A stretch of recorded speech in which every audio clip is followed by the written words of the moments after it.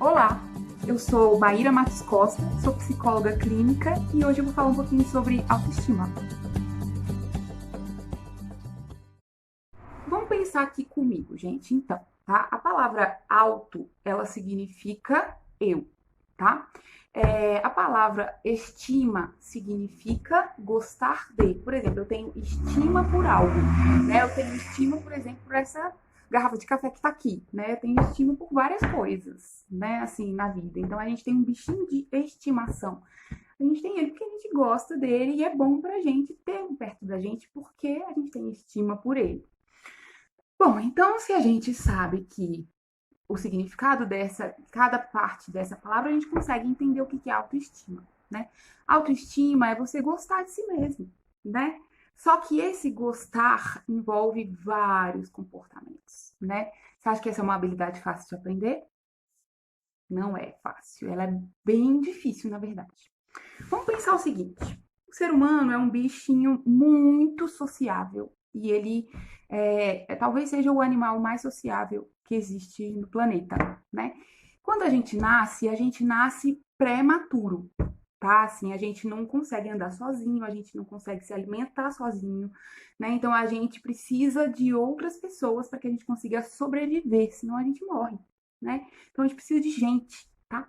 Ao longo desse processo, tá, do nascer e se desenvolver, esses laços eles vão se apertando cada vez mais, porque você amamenta a criança, aí você cuida dela, e aí você toca nela, e aí esse contato se torna muito prazeroso para o bebê, é muito divertido, né? Brincar, esconder, a gente vai criando laços com as pessoas da nossa família.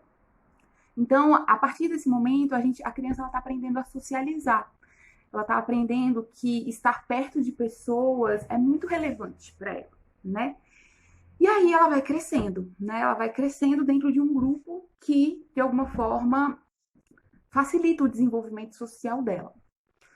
Quando a gente chega na escola, tá? A gente começa a se deparar com outras dificuldades. Não que não tenham dificuldade na família também, mas na escola a gente vai aprender a se relacionar com pessoas que a gente nunca viu antes, né? Então, a gente precisa, a gente acaba tendo uma necessidade muito grande de se adaptar àquele grupo, né? Porque dentro da escola, quando a gente tem um grupo de amigos, quando a gente tem um melhor amigo, quando a gente tem uma pessoa que está brincando com a gente, ela está usufruindo de momentos de lazer junto com a gente, né? E é muito divertido, é muito gostoso você ter pessoas para brincar com você, diferente dos seus familiares. Então a gente acaba desenvolvendo essa necessidade de se adaptar a esse grupo, tá? E não tem problema, né? É importante que a gente consiga se sentir bem no meio das pessoas. Só que, às vezes, a gente acaba abrindo mão de coisas que é importante pra gente por causa dessa aprovação social. Vou te dar um exemplo, tá? Imagina uma criança de 11 anos, mais ou menos, né? Eu acho que todo mundo aqui já teve 11 anos e sabe que é uma idade muito diferente, porque a gente, né, começa a ver as crianças que antes brincavam e usufruíam dos momentos lúdicos, né, bem de uma forma bastante uniforme. Agora as crianças começam a entrar na puberdade nessa época, principalmente as meninas, né? E os interesses passam a mudar. Então, por exemplo, vamos supor, uma criança de 11 anos, uma menina, por exemplo, que ela, vamos supor, adorava brincar com a boneca dela, com a Baby Alive, de trocar a fraldinha, de fazer várias coisas, né, com a boneca. Um belo dia, as amigas dela, todo mundo na sala de aula, não quer mais saber disso, né, assim, e de alguma forma, as crianças, as colegas passam a reprovar as meninas que fazem isso. Não, porque isso é coisa de criança, isso é coisa, né, agora a gente quer outras coisas, a gente quer, né, tá na rede social, a gente quer conversar com os meninos do sexto, do sétimo ano, né, e aí a gente passa a querer se arrumar, e aí, por exemplo, uma criança que ainda não está nesse processo, que ainda gosta de usufruir dos momentos de forma lúdica, né? E que para ela o brincar de boneca, o cuidar, né, dos brinquedos, com os bichinhos de pelúcia, com o Lego, com as coisas que são dela, isso para ela passa a ser reprovável pelas amigas dela, né? e aí ela de alguma forma se sente mal por gostar disso, né? De alguma forma ela pode chegar em casa e falar assim, não, então eu sou uma pessoa errada, né? Então eu realmente sou ruim. As minhas amigas, elas agora elas estão gostando de outras coisas e o problema sou eu sou boba, eu sou uma pessoa criança e não é legal ser criança. Então, nesse momento, a gente aprende direitinho a se autodepreciar e entender que quando existe uma diferença nos processos, na adaptação da gente em relação ao nosso grupo, né? E a gente entende essa discrepância, a gente passa a aprender a nos fazer mal, a nos privar de coisas que são importantes para a gente. E aí a gente vai se privando, né? A partir do momento que você entende que aquilo é reprovável, é bem possível que essa criança ela deixe de brincar de boneca, né? Assim, eu não quero mais, então, eu não vou ser isso. Só que aquele era um momento de lazer. Aquele era um momento que para ela se sentia bem com ela mesma e era um momento muito individual, né? Assim, sabe, uma dinâmica que só precisa dela com ela mesma. Né? Então ela passa a se privar disso, né? E a partir do momento que ela passa a se privar disso, né, vai nascendo também um sentimento de insegurança, né? Eu vou chegar na escola, então assim, as crianças não podem descobrir que eu brinco de boneca ainda, né? O que eu tenho que ser? Eu passo a me empenhar a ser alguma coisa que eu não consigo ser, que não é natural de mim, né? Então eu também passo a querer fazer coisas que não fazem parte ainda do meu processo, né? E assim a gente vai se desenvolvendo, a gente vai aprendendo a entender que quando eu estou diferente de alguém, o problema está comigo, né?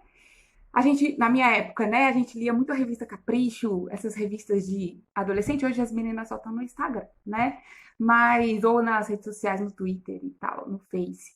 Mas a gente gostava muito da revista Capricho, eu gostava muito, né? E aí você olha para aquelas pessoas que estão naquela revista, e aí eu olho assim, olha, eu não me pareço com essa pessoa, né? Assim, eu não tenho esse corpo, eu não tenho esse cabelo, eu não tenho essas roupas, né? Então aí o que acontece? Eu aprendo a entender que o problema sou eu, né?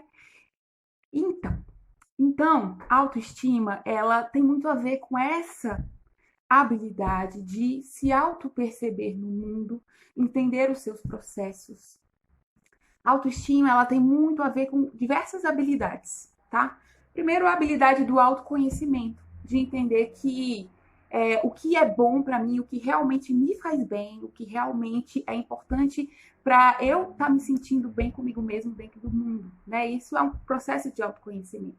Tem a ver também com um processo de comunicação assertiva, de você chegar e falar, imagina só se a criança pudesse falar assim, poxa, que legal que vocês estão se interessando por outras coisas, que bom que vocês querem, né, conhecer novas pessoas, conhecer a galera do sexto, do sétimo ano, né, assim, mas eu não me sinto bem ainda, não quero, não tô afim de ir pra lá, né, eu tô afim de ficar aqui na minha vibe mesmo, boa, tranquila, brincando com meus brinquedos, né, então eu vou ficar aqui perto dessas crianças que também querem brincar comigo, assim, por enquanto eu tô de boa aqui, né, assim, vai lá, tranquilo, né, e a partir do momento que você vai amadurecendo e entendendo os seus processos, a partir do momento que você aprender e quiser se relacionar de outra forma, você vai no seu tempo, né?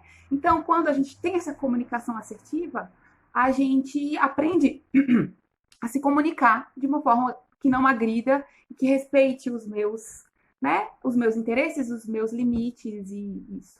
E uma outra habilidade muito importante que eu acho é você aprender a lidar com as críticas, entender que o que vem de fora não necessariamente me pertence, né? E muitas vezes as críticas que eu recebo falam sim de inabilidades que são minhas e que também são passíveis de mudança, que podem estar afetando as outras pessoas, e isso não tem nada a ver com o meu valor, né? Essa habilidade de lidar com críticas, eu acho que é um treinamento bastante relevante, né? No próximo vídeo eu vou explicar como que a gente lida com as críticas. Vou explicar uma técnica bem simples para a gente fazer isso, tá bom? Muito obrigada. Beijos e até a próxima.